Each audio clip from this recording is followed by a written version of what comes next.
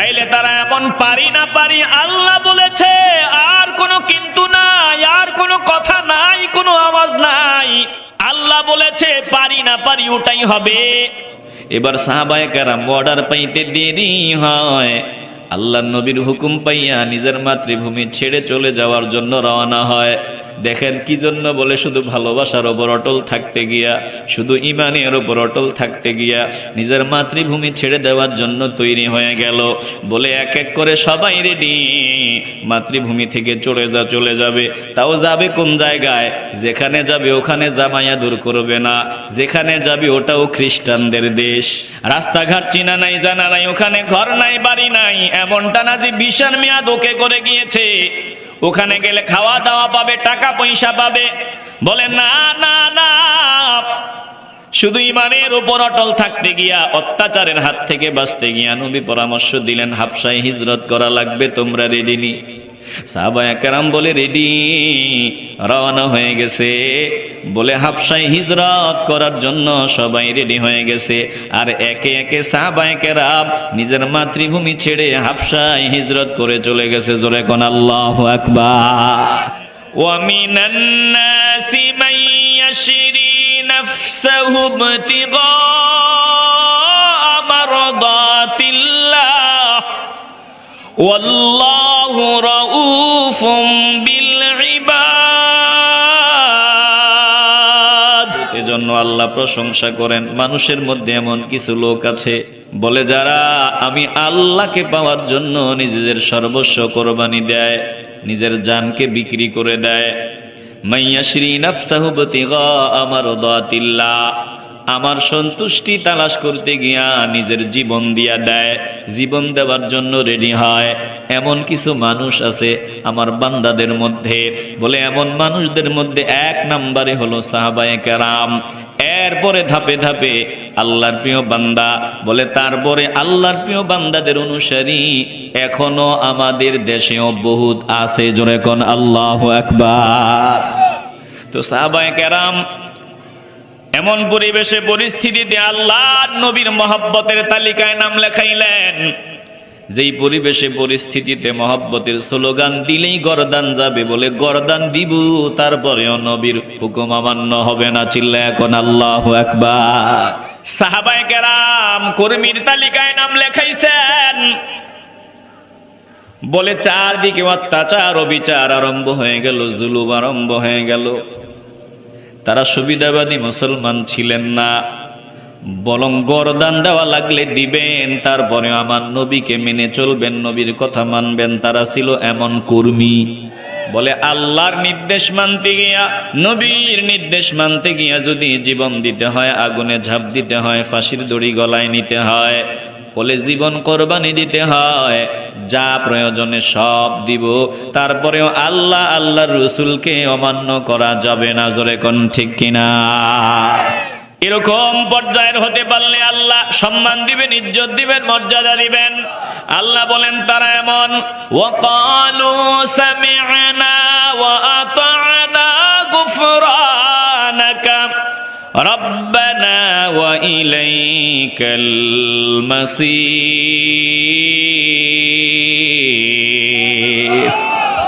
আল্লাহ বলে তারা এমন, আমি আল্লাহ যেটাই তাদেরকে বলি তারা পারে না পারে। তারা বলে সামি'না, আমরা শুনলাম, ওয়া আতা'না, মানিয়া নিলাম। আর বলে গুফরানাকা, আয় আল্লাহ আপনি অর্ডার দিয়েছেন, মানিয়া নিলাম, পারি আর না পারি। এরপরে যদি ভুল হয়ে যায় আপনি মাফ করে দিয়েন, কারণ বেলা শেষে আপনার কাছে আমাদের ফিরে আসতে হবে, জবাব দিতে হবে। कौनैन का मुख्तार खुदा तुमको बनाया,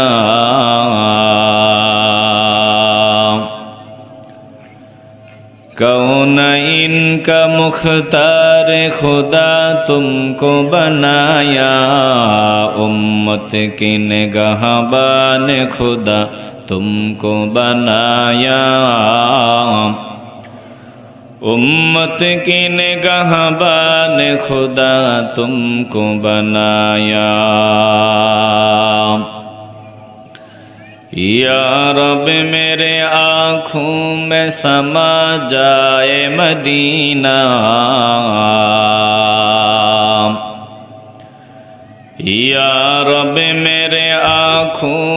समा जाए मदीना, मुद्दत से मेरे दिल में तमन्नाए मदीना, मुद्दत से मेरे दिल में तमन्नाए मदीना। अल्हम्दुलिल्लाह, लाखों कोटि शुक्र ও সুজুদ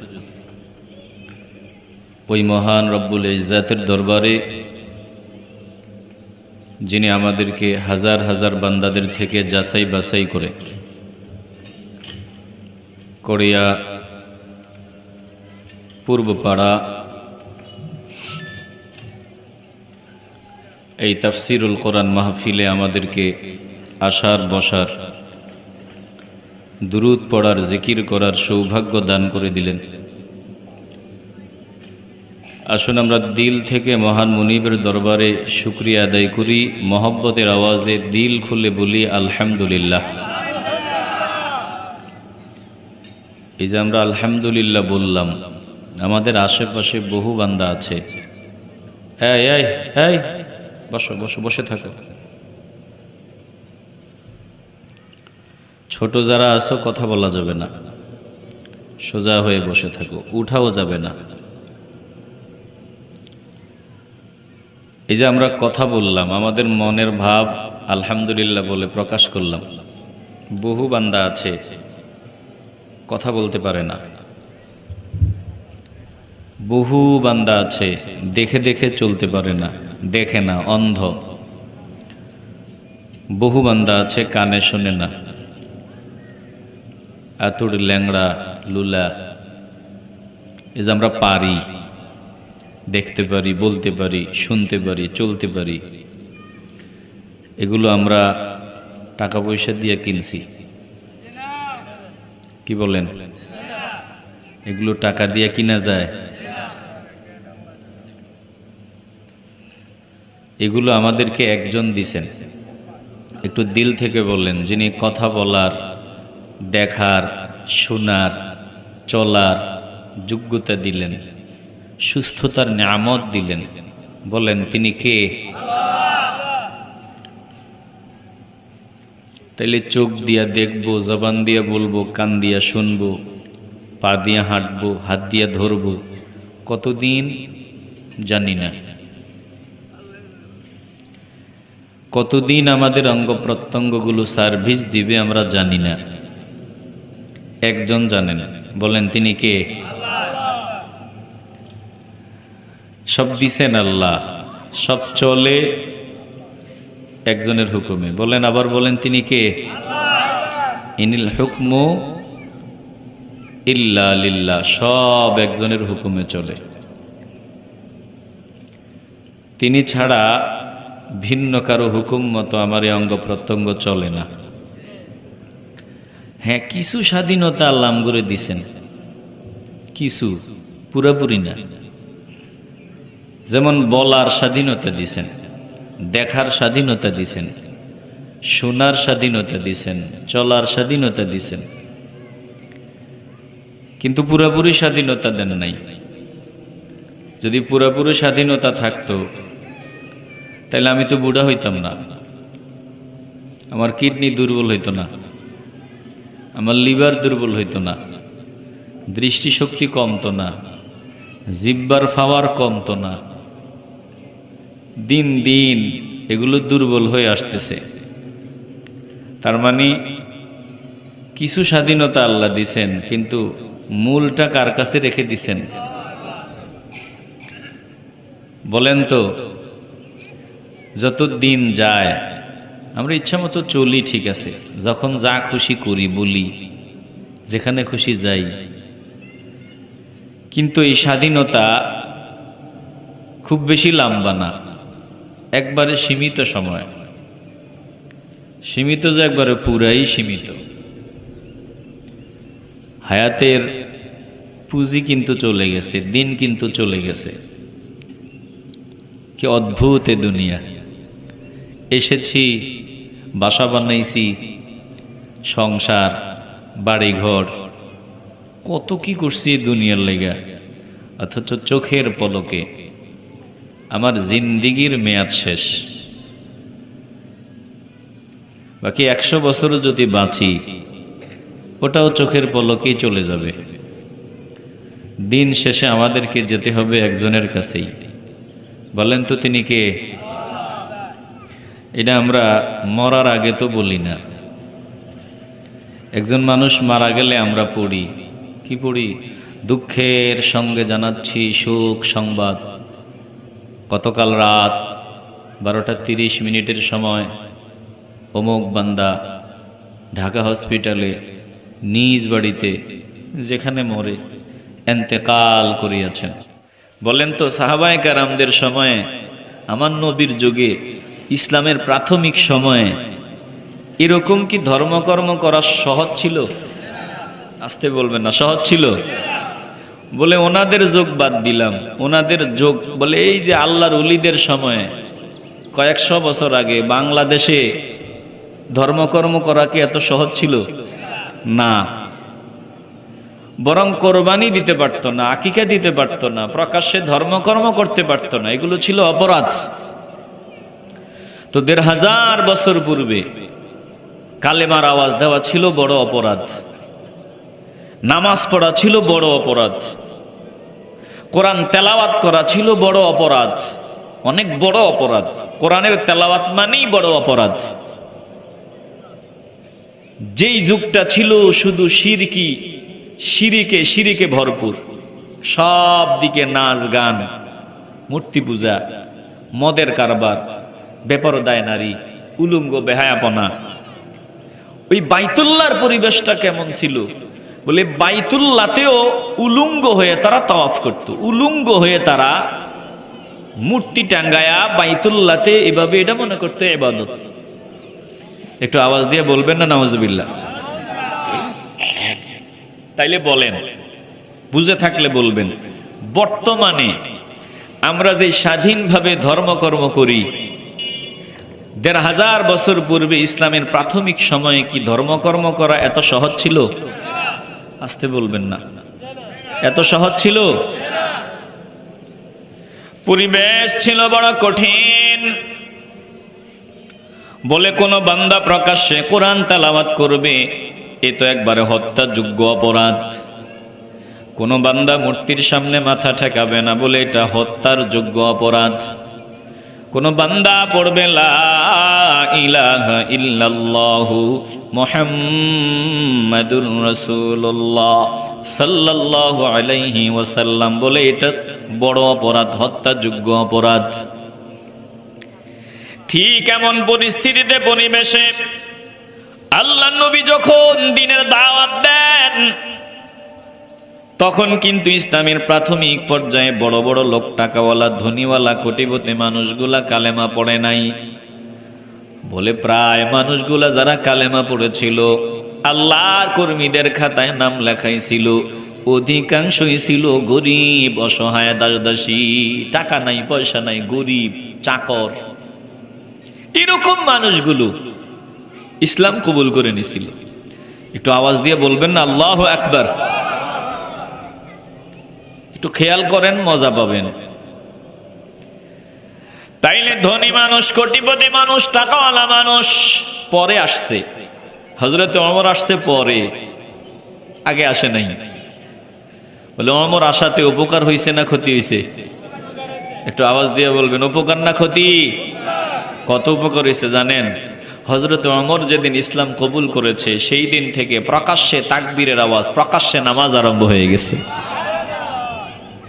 ওমরে পাঠাইছিল তারা বাজি ধইরান নবীজির গরদান আলাদা করবে। ওমর বলে বাঁশও থাকবে না, বাঁশিও বাজবে না, আমি রেডি। রওনা দিছে। আর পথিমধ্যে ঘটনা তো জানেন, আমিও ওয়াজ শোনাইছিলাম আপনাদেরকে। তিনি কালেমা পড়ে নিছেন। এবার নবীজির সামনে দাঁড়ায়া বলে, ইয়া রাসূলুল্লাহ, এতদিন তো বিরোধিতা করছি, এখন থেকে গোপনে গোপনে কি এর আজান? গোপনে গোপনে আজান চলবে না, গোপনে গোপনে নামাজ চলবে না। এখন থেকে চলেন আমরা সরাসরি আজান দিয়া, একামত দিয়া নামাজ আদায় করব। হযরত ওমর দাঁড়ায় গেছে। আয়, যার নিজের মায়ের কোল খালি করার ইচ্ছা আছে আমার সামনে আগা, যে নিজের বউরে বিধবা করার নিয়ত আছে আমার সামনে আয়। আর নয়তো সাবধান, এখন থেকে আমরা প্রকাশ্যে ধর্মকর্ম করব। বলি ওমরের উপরও তারা অত্যাচার করেছে, কিন্তু ওমর একজনের কর্মীর খাতায় নাম লেখায় দিছে। বলেন তো তিনি কে? বলে মাইর খাইছে, মাইর দিছে, তারপরেও মাথা নত করে নাই। চিল্লা এখন আল্লাহু আকবার। তাইলে ধনী মানুষ, কোটিপতি, টাকাওয়ালা, এদের মধ্যে ব্যতিক্রম থাকে। আগে কিন্তু হযরতে আবু বকর কিন্তু ছিল পুরা ব্যতিক্রম। এটা কেন বলতেছি? টাকাওয়ালা মানুষরা রাগ করার কিছু নাই, ধনী মানুষরা রাগ করার কিছু নাই। বলে ধনীদের মধ্যে হযরতে আবু বকরও ছিল ধনী। কেমন ধনী? এমন বড় ব্যবসায়ী যার সাথে সাক্ষাৎ করার জন্য সপ্তাহখানিক আগে সিরিয়াল দেওয়া লাগতো। বড় ধনী, টাকাওয়ালা, কিন্তু তিনি তো আগে ইসলাম গ্রহণ করছেন। চিল্লায় বলবেন না সুবহানাল্লাহ? তাহলে ধনীদের মধ্যে একটু বেতাল আসেনি? তালও আছে, বেতালও আছে, কিন্তু বেতালের সংখ্যা একটু বেশি। টাকা পয়সার একটা গরম আছে না? নেই? একটু চেয়ারের মালিক হয়ে গেলে, চেয়ারম্যান, এমপি, মন্ত্রী হয়ে গেলে একটা গরম আছে না? নি, এই গরমটা অনেকে দেখায়। আবার অনেকে যত আল্লাহ সম্মানের আসন দেয় তত নিজেরও ছোট বানায় দেয়। যারা গরম দেখায় না, আল্লাহ আল্লাহ রসুলের পাগল, কোটিপতি হলেও, এমপি মন্ত্রী হলেও, তাদের জন্য আমাদের দিলে ভালোবাসা আছে না নাই? আসতে বলবেন না, জোরে বলেন আছে না নাই? আমরা তো গাদ্দারদের বিরুদ্ধে বলি, যেমন ফেরাউনের মতো গাদ্দার যারা। ফেরাউনকেও আল্লাহ নেয়ামত দিছিল, টাকা পয়সা দিছিল, ক্ষমতা দিছিল, সুস্থতা দিছিল। আবার সুলাইমান আলাইহিস সালামকেও দিছিল। দুইজন তো দুই রকম, কথা কয় না? পাশাপাশি আবার রানী বিলকিসরেও আল্লাহ দিছিল অনেক। জীবনের প্রথম পর্যায়ে বুঝে নাই, না বুঝে ওই সূর্যের সেজদা দিছে, যা খুশি তা করছে। কিন্তু যখন বুঝতে পেরেছে তখন দামি বানায় দিছেন কে? তাহলে ধনীদের মধ্যে রানী বিলকিসের চরিত্রটা নিতে পারে যারা কোটিপতি, টাকাওয়ালা, নেতা, গরম গরম দেখায়। রানী বিলকিসের চরিত্র যদি তারা গ্রহণ করে নেয়, তাদেরকে সম্মানের আসন দান করে দিবেন কে? আর যদি ফেরাউনেরটা নেয়, জুতার বাড়ির ব্যবস্থা করবেন কে? তাইলে ইসলামের প্রাথমিক পর্যায়ের কথা বলতেছি। যেই সময় কালেমা পড়া অপরাধ, যেই সময় নামাজ পড়া অপরাধ, তেলাওয়াত করা বড় অপরাধ, ঠিক এই সময় আল্লাহর নবীর দাওয়াত যারা কবুল করেছে তাদের ঈমান কত মজবুত ছিল, কত তাজা ঈমান, কত তাজা তাদের ঈমান, কত পাওয়ার। যে ঈমান আনলে যদি জানতে পারে গরদান যাবে, আগুনে পোড়ায়া পোড়ায়া জীবন্ত মানুষকে মেরে ফেলা হবে, অথবা ফুটন্ত তৈলের ভিতরে ছেড়ে দেওয়া হবে, অথবা ওই শুলের কাষ্ঠের ভিতরে উপরে উঠাই এরকম লম্বা করে, এটা যত চিকন করা যায় করে ওটাতে লজ্জাস্থান বরাবর ছেড়ে দিবে, মাথার তুলে দিয়ে ওইটা বের হয়ে যাবে ধনুকের মতো করে। এরকম অপরাধ নয়তো মরুভূমির উত্তপ্ত গরম পাথরের জমিন, ওই পাথরের জমিনের উপরে খালি শরীরে শোয়াইয়া উপরে মাটি উপরে চাপা দিবে, পাথর দিয়া চাপা দিবে। বলে আঘাত করবে, আঘাতের ওপর আঘাত করবে, আঘাত করতে করতে মেরে ফেলা হবে। এমন এক পরিবেশে, এমন এক পরিস্থিতিতে যারা ইসলাম কবুল করেছে, বলে তাদের ঈমান বড় মজবুত ঈমান, এজন্য তাদের মতো দামি মানুষ আল্লাহর সৃষ্টিতে আর কেউ নাই। জোরে কোন আল্লাহু আকবার। নবীজির পরে তারা দামি মানুষ, কারণ তারা নামাজ পড়া এত সোজা ছিল না, তেলাওয়াত করা এত সহজ ছিল না, তেলাওয়াতের আওয়াজ শুনলে গর্দান যাবে। এজন্য আল্লাহ প্রশংসা করে বলেছেন এরা আমার স্পেশাল কর্মী। এই কর্মীদের ব্যাপারে আল্লাহ আলাদা প্রশংসা করেছেন। ওয়া মিনান নাসি মান ইয়াশরি নাফসাহু ইবতিগা মারদাতিল্লাহ ওয়াল্লাহু রাউফুম বিল ইবাদ।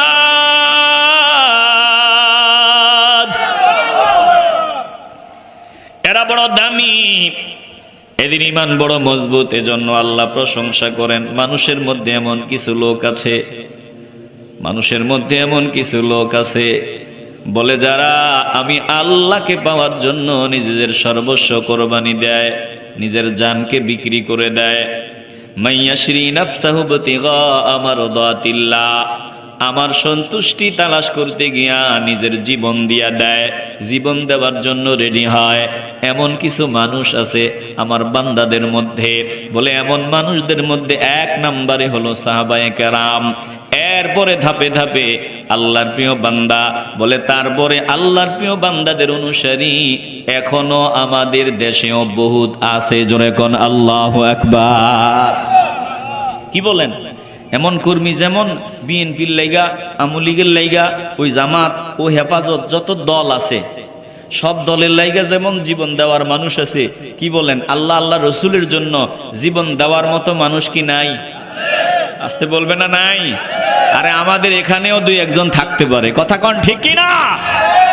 এটার প্রমাণ লাগবনি, প্রমাণ দেখানো লাগবনি। বলে প্রমাণ তো হুজুর সামনেই, ভোররাত্রে খাইছে সাহারি, এ পর্যন্ত আমি রিক্সা চালাইলে কি হয়েছে, কাজ করলে কি হয়েছে, গলা শুকায়া যাক, কইলজা শুকায়া যাক। দুনিয়ার প্রধানমন্ত্রী বলেন, এমপি বলেন, দামি মানুষ বলেন, কেউ যদি কয় এখন পানি খাবি 10 লাখ টাকা দিবি, বলে 10 লাখে লাথি মারি রোজা ভাঙবো না। এটা একজনকে ভালোবাসার প্রমাণ। বলেন তিনি কে? তাইলে জমিনে এখনো কিছু বান্দা আছে, যেই বান্দা আল্লাহকে পাওয়ার জন্য নিজের জীবন দিতে রেডি। আল্লাহ বলে এমন বান্দাদের প্রতি আমি আল্লাহ অত্যন্ত স্নেহশীল, পরম দয়ালু। এই বান্দাগুলারে আমি ভালোবাসি, সব থেকে বেশি ভালোবাসি। তো সাহাবায়ে কেরাম এমন পরিবেশে পরিস্থিতিতে আল্লাহ নবীর মহব্বতের তালিকায় নাম লেখাইলেন, যেই পরিবেশে পরিস্থিতিতে মহব্বতের স্লোগান দিলেই গর্দান যাবে, বলে গর্দান দিব, তারপরেও নবীর হুকুম অমান্য হবে না। চিল্লায় এখন আল্লাহু আকবার।